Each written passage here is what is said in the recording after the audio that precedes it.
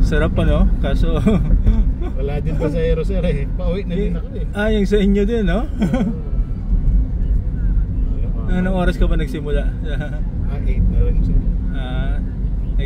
Kung kuan, pahinga mo na lang muna. Yes sir. Sarap sana pagbiyahe sir, kaya ito Kaya kabilis ng booking din eh. Kaya normally kasi sa kwarto pa ako nagbo-book. Ngayon sabi ko mabilis to eh. Pag book, andyan na 3 to 4 minutes andyan na kagad eh. Grabe no? Sinalbar tayo ng Sierra Madre no? Lakas pa naman ng hangin sir. Ito yung Manila Bay. Yan na yung epekto ng reclamation naman yan. Sigurado yan.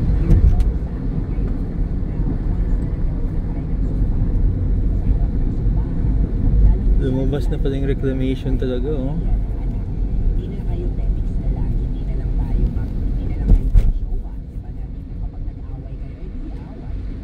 Lawak yan sir.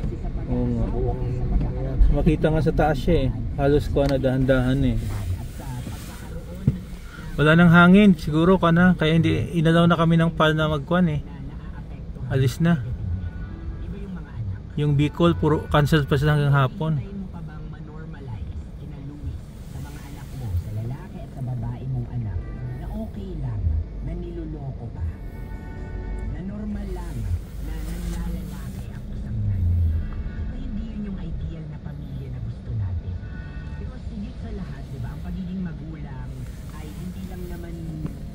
Ito nga oh, wala masyadong ulan, binabahan na konti sa gilid oh.